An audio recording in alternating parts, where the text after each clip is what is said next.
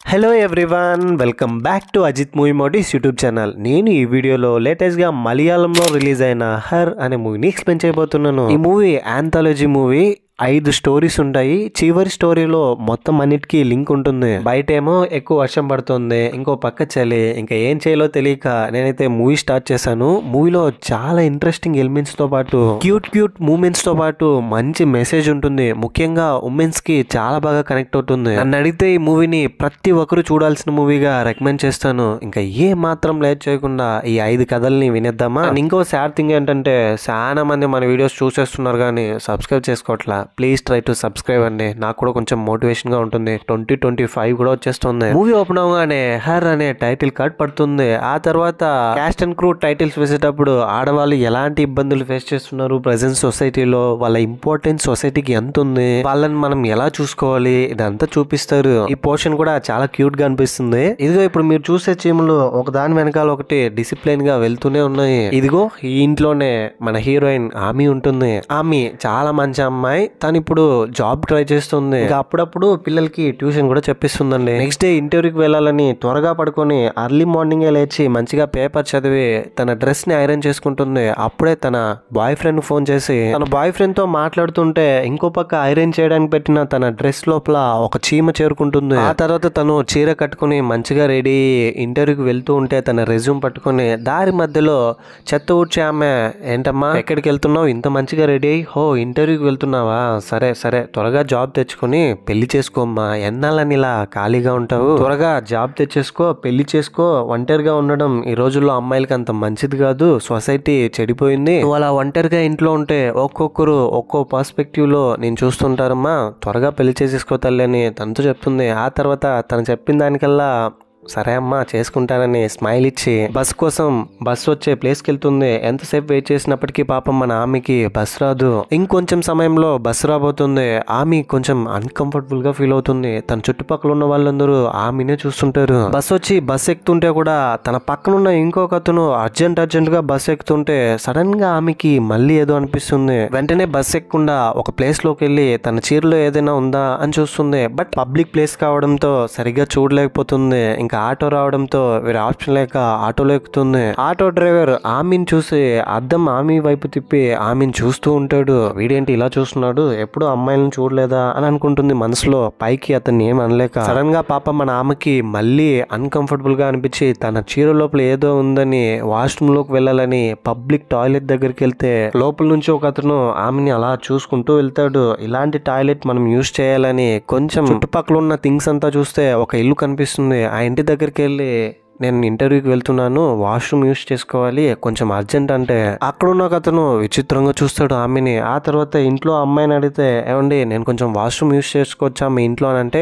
తెలియని వాళ్ళని ఇంట్లో ఎంటర్ చేయడం కుదరదు, అయినా పబ్లిక్ టాయిలెట్ ఉంది కదా వెళ్ళి యూజ్ చేసుకో అని చెప్తుంది. ఆ తర్వాత దగ్గరలో ఉన్న హోటల్కి వెళ్తే హోటల్లో కూడా వాష్రూమ్స్ ఉండవు. పాప మన ఆమె ఇంకా ఏం చేయాలో తెలియక రోడ్డు మీద అన్కంఫర్టబుల్ గా ఫీల్ అవుతూ చాలా స్ట్రగుల్ అవుతూ ఉంటుంది. మళ్ళీ ఆటో డ్రైవర్ తన దగ్గరకు రావడంతో మళ్ళీ ఆటో ఎక్కి ఇంకా వేరే ఆప్షన్ లేక ఇంటర్వ్యూకి వెళ్తూ ఉంటే ఆటో లోపల తనకు ఆ పెయిన్ రావడానికి చీర లోపల ఏముందో తనే సర్దుకుంటూ చూసుకుంటూ ఉంటుంది. ఇదంతా మిర్రర్ లో ఆటో డ్రైవర్ చూస్తూ ఉంటాడు. లోపల ఉన్న చీమని పట్టుకుంటుంది. చీమని పట్టుకుని బయటికి తీసేయగానే ఎందుకా మనకి ఇంతసేపు అన్కంఫర్టబుల్ గా పెయిన్ఫుల్ గా అనిపించిందని తనలో తాను ఫీల్ అయ్యి ఫైనల్ గా ఆటో దిగి అతనికి ఇవ్వాల్సిన డబ్బులు ఇచ్చి వెళ్తూ ఉంటే తన లుంగి సరిగ్గా ఉండదు.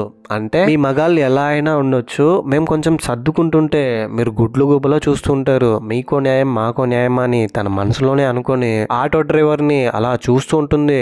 చూస్తూ ఉంటే ఆటో డ్రైవర్ భయపడి తన లుంగిని సర్దుకుని కింద వదులుకుంటాడు. నేనే తప్పు చేయలేదు, ఎవ్వరికి భయపడాల్సిన అవసరం లేదు అన్న కాన్ఫిడెన్స్ తో ఒక చిన్న స్మైల్ తో అక్కడ నుంచి ఇంటర్వ్యూకి వెళ్తుంది. ఇంతటితో ఈ కథ ఎండ్ అయిపోతుంది. ఈ కథలో మోర్ ఆఫ్ ద స్టోరీ ఏంటంటే, ఆటో డ్రైవర్ లుంగి సరిగ్గా వేసుకోక లోపల ఉన్న థింగ్స్ అన్ని కనిపించినా కూడా ఎవరికి అంతగా పట్టింపు ఉండదు. కానీ మన ఆమె తనకేదో అన్కంఫర్టబుల్ గా అనిపించిందని చీర సర్దుకుంటూ ఉంటే ఆటో డ్రైవర్ తన వైపుకు మిర్రర్ తిప్పుకొని మరీ చూసే రకం. ఇప్పుడు మనం సెకండ్ స్టోరీలోకి వెళ్దాం. సెకండ్ స్టోరీలో హీరోయిన్ పేరు అభి. ఇదిగో వీళ్ళ ఇల్లు ఇంతకు ముందు చూసినట్టుగా చిన్నగా అయితే ఉండదు, కొంచెం పెద్ద ఇల్లే.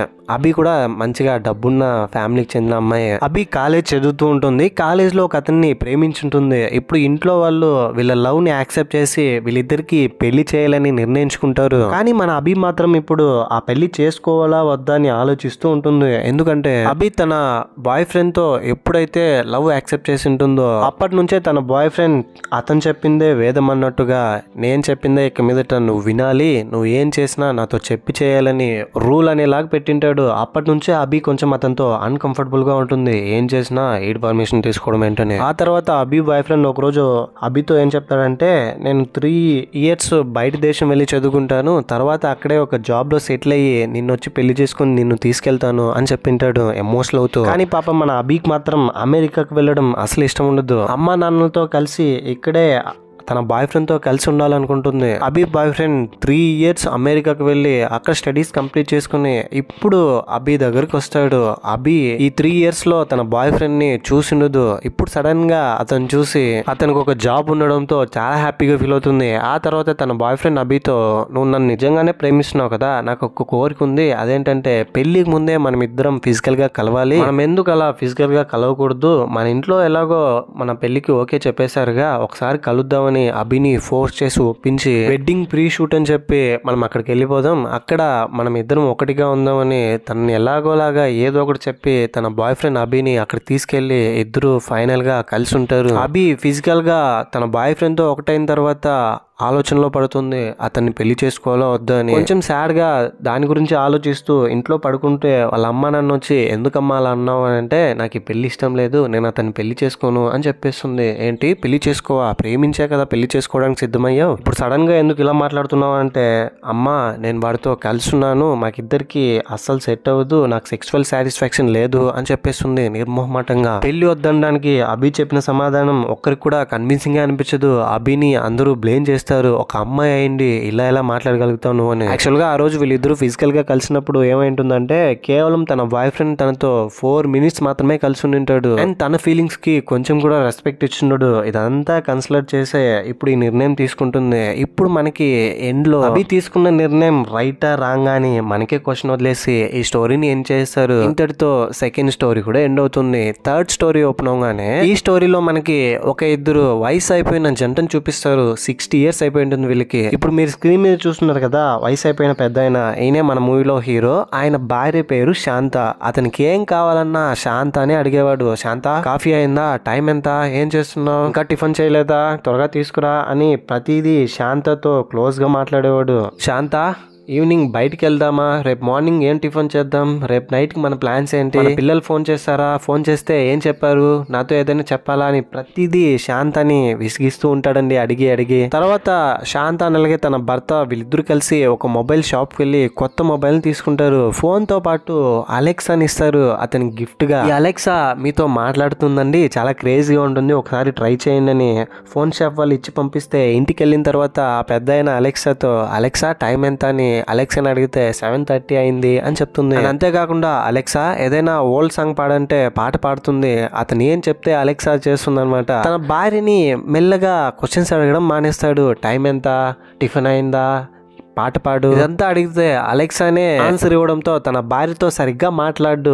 ఇది గమనించిన తన భార్య అలెక్సా వచ్చినప్పటి నుంచి నన్ను సరిగ్గా పట్టించుకోవట్లేదేంటి అని కొంచెం బాధపడుతుంది. పెద్ద ఆయనేమో చిన్న పిల్లాడిలా అలెక్సాని ప్రతిదీ అడిగి ఎంజాయ్ చేస్తూ ఉంటాడు. ఆ తర్వాత ఆ పెద్ద ఆయన నెక్స్ట్ డే గుడికి వెళ్తాడు. తన భార్య రాలేను అని చెప్పడంతో నువ్వు రాకపోతే ఏంటి, నాతో అలెక్సా ఉన్నాడు కదా, అలెక్సాతో నేను మాట్లాడుకుంటానులే, నాకు తోడుగా అతను ఉన్నాడులే అని అలెక్సాని తీసుకొని గుడికి వెళ్తాడు. ఇప్పుడు కూడా అలెక్సానే అని శాంత కొంచెం సాడ్ గా ఫీల్ అవుతుంది. ఆ తర్వాత ఈవినింగ్ అయింది. గుడికి వెళ్ళి ఇంటికి తిరిగి రాగానే పెద్ద ఏంటి మిషన్ ఛార్జింగ్ ఉంటేనే పనిచేస్తుందా, ఎంత బోర్ ఫీల్ అయ్యానో తెలుసా, అక్కడికి వెళ్ళిన తర్వాత అర్థమైంది నువ్వు ఉంటే నాతో బాగుండేదని, ఏంటో ఈ మిషన్స్ మనుషులే బెటర్ అని అంటాడు. ఆ తర్వాత అలెక్సాని ఛార్జింగ్ వేసి వాష్రూమ్ వెళ్ళి తిరగానే అలెక్సా కనిపించదు. అలెక్సా ఎక్కడికి పోయిందని తన భార్యని అడిగితే ఏమండి ఎక్కడికి అండిపోయింది అలెక్సా అని క్యూట్ గా అనడంతో అతను అలెక్సాతో మాట్లాడుతున్నందుకు తన భార్య శాంత ఫీల్ అవుతోందని తనకు అర్థమయ్యి నేను కూడా అలాగే ఇలాగే కదా ఉన్నాను, ప్రతిదీ నా భార్యని అడిగి తెలుసుకునే నేను అలెక్సా రావడంతో అలెక్సాతోనే ఎక్కువ టైం స్పెండ్ చేశాను.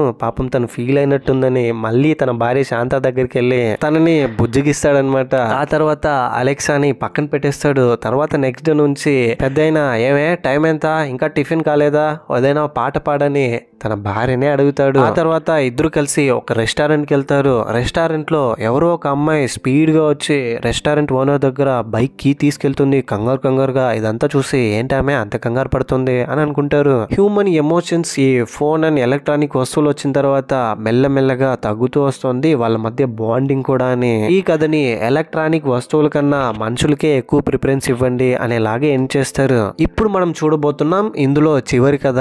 మొత్తం కథలో క్యారెక్టర్స్ అన్ని ఇందులో లింక్ అయి ఉంటుంది. చాలా బాగా అనిపిస్తుంది, వినండి. ఈ కథలో మన హీరోయిన్ పేరు రుచి. తను ఒక అపార్ట్మెంట్ లో వర్క్ చేస్తూ ఉంటుంది. మన రుచి కూడా అపార్ట్మెంట్ లో ఒంటరిగానే ఉంటుంది. తనకి ఇంకా పెళ్లి అవ్వలేదు. తన బాయ్ ఫ్రెండ్ కి రుచి ఫోన్ చేసి నాకు ఈ రోజు ముఖ్యమైన అసైన్మెంట్ ఉంది, ఇది గనక కంప్లీట్ చేస్తే మనం ఇద్దరం కలిసి హ్యాపీగా అమెరికాకు వెళ్ళిపోవచ్చు అని మాట్లాడుతుంది. ఆ తర్వాత ఇక్కడే మనం ఇద్దరం ఉంటే మన గురించి ఒక్కొక్కరు ఒక్కో విధంగా మాట్లాడుకుంటుంటారు. అమెరికా వెళ్ళిపోతే అక్కడ మనల్ని ఎవ్వరూ పట్టించుకోరు, మన లైఫ్ మనం చూసుకోవచ్చు, హ్యాపీగా బ్రతకొచ్చు అని చెప్తుంది. కానీ ఆపోజిట్ లో ఉన్న పర్సన్ కి అమెరికా వెళ్ళడం అసలు ఇష్టం ఉండదు. దాంతో కోపం వచ్చి తనతో గొడవ పడి ఫోన్ పెట్టేస్తాడు. బాయ్ ఫ్రెండ్ తో గొడవ, మైండ్ ఫుల్ డిస్టర్బ్ అయిపోతుంది రుచికి. అలా అప్సెట్ గా ఇంట్లో కూర్చో ఉంటే కాలింగ్ బెల్ సౌండ్ వినిపిస్తుంది.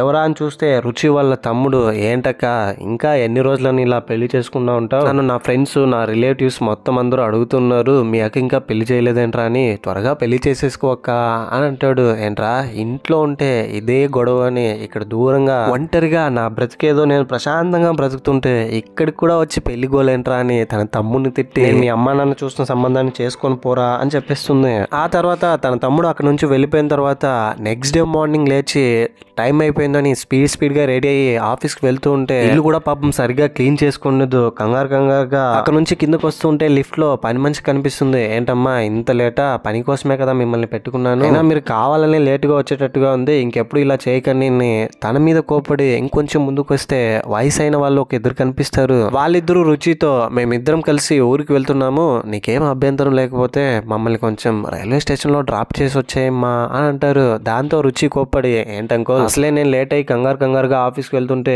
మీ గోల్ ఏంటి అని చెప్తుంది. వెంటనే రుచి పార్కింగ్ లో ఉన్న కార్ తీసి బయటకు వెళ్ళడానికి ప్రయత్నిస్తే సెక్యూరిటీగా ఉన్న అతను గేట్ తీయడానికి లేట్ గా వస్తాడు. ఏంటంకుల్ మీరు కూడా ఇలా లేట్ చేస్తే ఎలా అని. ఎలాగో ఫైనల్ గా ఆఫీస్ కి చేరుకుంటుంది. ఆఫీస్కి వెళ్ళిన తర్వాత సడన్ గా తనకు ఒక విషయం గుర్తుకొస్తుంది. దాంతో సడన్ గా తను టెన్షన్ అయిపోతుంది. అమెరికా క్లయింట్స్ వచ్చినప్పటికీ వాళ్ళతో సరిగ్గా ప్రెజెంటేషన్ ఇవ్వకుండా వెంటనే పరిగెత్తుకుంటూ వాళ్ళ పని మనిషికి ఫోన్ చేసి మాట్లాడుతుంది. ఆల్రెడీ పని మనిషిని తిట్టి వచ్చి ఉంటుంది కదా, దాంతో నేను ఇంట్లో లేను అని చెప్పేస్తుంది. పని మనిషి రుచితో వాళ్ళ అంకుల్స్కి ఫోన్ చేస్తే రైల్వే స్టేషన్స్కి వెళ్తూ ఉంటారు, వాళ్ళు కూడా తనతో సరిగ్గా మాట్లాడరు, ఫోనే తీరు. ఆ తర్వాత తను స్పీడ్గా వెళ్తూ ఉంటే ఇంటి దగ్గరికి, ఇంటి బయట ఎవరో ఒక అమ్మాయి వచ్చి బైక్లో తనని ఢీ కొడుతుంది. అది ఎవరో కాదు, ఇంతకు ముందు చూసిన స్టోరీలో అభినే. ఆ తర్వాత తిరిగి తన కారులో వెళ్తుంటే కార్ సడన్ గా ఆగిపోతుంది. ఇంకా వెంటనే రోడ్లో వస్తున్న ఆటో నాపి ఆటోని ఎక్కుతుంది. ఆ ఆటో డ్రైవర్ ఎవరో కాదు, మొదటి కథలో చూసింటాం కదా అతనే. అతను ఇప్పుడు కూడా తన అలవాటు మార్చుకోకుండా రుచి వైపు మిర్రర్ తిప్పి రుచిని చూస్తూ ఉంటాడు. ఇది గమనించిన రుచి ఆమెలాగా భయపడి ఊరికే ఉండకుండా ఏంటయ్యా నన్నేం చూస్తున్నావు, ముందు రోడ్డు చూసి నడుపు లేదంటే యాక్సిడెంట్ అవుతుంది అని చెప్తుంది. వెళ్తుంటే సడన్ గా ఆటోలో పెట్రోల్ అయిపోతే పెట్రోల్ బంక్ లో పెట్రోల్ కోసం ఆటో ఆపేస్తారు. ఆ తర్వాత రుచి ఇంకా కోపం వచ్చి స్పీడ్ గా ఒక రెస్టారెంట్ లోకి వెళ్ళి ఆ రెస్టారెంట్ ఓనర్ దగ్గర అన్న మీ బైక్ కొంచెం ఇస్తారా అని బైక్ తీసుకుని కంగారుగా పరిగెడుతుంది కీ తీసుకుని. అప్పుడే ఆ హోటల్లో శాంత నెలగే అతని భర్త ఉంటారు. ఇంతకు ముందు చూసిన కథలో ఉంటారు కదా వాళ్ళే వీళ్ళు. ఆ తర్వాత ఆటో డ్రైవర్ పెట్రోల్ కొట్టించుకుని తిరిగి రోడ్లోకి వెళ్తే ఒక అమ్మాయి వచ్చి ఆటో ఎక్కుతుంది. అద్దం అమ్మాయి వైపుకు తిప్పంగానే ఆటో డ్రైవర్ కి చాలా గిల్ట్ గా అనిపిస్తుంది రుచి తిట్టిన తిట్లకి. ఆమె ఏమో ఏమనుకున్నా సైలెంట్ గా ఉంది కాబట్టి ఆమె గురించి తలుచుకుని తను చేసింది చాలా తప్పని రియలైజ్ అయ్యి తిరిగి అద్దాన్ని రోడ్డు కనిపించేలా వెనకాల వెహికల్ మొత్తం కనిపించేలా మళ్ళీ మిర్రర్ ని రోడ్డు వైపుకి తిప్పేస్తాడు. నా కళ్ళు అద్దం వైపు కాదు ముందు రోడ్డు వైపు ఉండాలి అని తనను తాను మార్చుకుంటాడు. ఆ తర్వాత వెంటనే మన రుచి అంత స్పీడ్ గా పరిగెత్తుకుంటూ వచ్చింటుంది కదా తన ఇంట్లో గ్యాస్ మీద వాటర్ పెట్టి ఉంటుంది. దీనికోసమే ఇంత కంగారు పడి వచ్చి ఉంటుంది అనమాట. కానీ ఇంటికి వచ్చి చూసే లోపే గ్యాస్ ని ఎవరో ఆఫ్ చేసి ఉంటారు. మనం లేని టైంలో గ్యాస్ ని ఎవరు ఆఫ్ చేశారబ్బా అని థింక్ చేస్తూ ఉంటే ఫ్లాట్కి వచ్చింది ఎవరో కాదు, ఫస్ట్ స్టోరీలో చూసాం కదా ఆమెనే. మన రుచి ప్రేమిస్తున్నది ఎవరినో కాదు ఆమెనే. ఆమె ప్రేమిస్తున్నది కూడా రుచినే. ఆమె ఫస్ట్ లో ఫోన్ లో మాట్లాడి ఉంటుంది కదా, అది రుచితోనే. రుచి కూడా ఫోన్ లో మాట్లాడి ఉంటుంది కదా, మన లవ్ ని ఇక్కడ యాక్సెప్ట్ చేయరు, మనం ఇద్దరం కలిసి అమెరికా వెళ్ళిపోదామని. తనతోనే ఆమె ఇంటర్వ్యూ అటెండ్ అయ్యి జాబ్ కొట్టి రుచి దగ్గరకు వచ్చి ఉంటుంది. తనని గట్టిగా హగ్ చేసుకుని మనం ఎక్కడికి వెళ్లాల్సిన అవసరం లేదు, మనం ఇక్కడే కలిసి హ్యాపీగా ఉందాం అని చెప్తుంది. ఆ తర్వాత మన ఆమె కెమెరా వైపు చూసేలాగా కెమెరాని ఎవరో షేక్ చేసేటట్టు అక్కడ చీమలు మూవీ స్టార్టింగ్ ఫ్రేమ్ లో చూసినారు కదా వెళ్తూ ఉన్నట్టు మనకి చూపించి ఈ మూవీని ఏం చేస్తారు. చివర్లో అన్ని కథల్ని ఒక స్టోరీకి లింక్ చేసి మంచి మెసేజ్ ఇచ్చారు. ఈ మూవీపై మీ ఒపీనియన్ ఏంటి, నా ఎక్స్ప్లెనేషన్ మీకు ఎలా అనిపించింది అనేదాన్ని తప్పకుండా ఏదో ఒకటి కింద కమెంట్ బాక్స్ లో నాతో షేర్ చేసుకోండి. వీలైనంత వరకు షార్ట్ అండ్ స్వీట్ గా ఎక్స్ప్లెయిన్ చేశాను. ఇలాంటి కైండ్ ఆఫ్ మరిన్ని మూవీ ఎక్స్ప్లెనేషన్ వీడియోస్ కోసం మన ఛానల్ సబ్స్క్రైబ్ చేసి బెల్ ఐకాన్ క్లిక్ చేసేయండి. ఇంకో ఇంట్రెస్టింగ్ మూవీతో మీ ముందు ఉంటాను. అంతవరకు సేఫ్ గా ఉండండి, నవ్వుతూ ఉండండి, నవ్విస్తూ ఉండండి. Thank you. జై హింద్.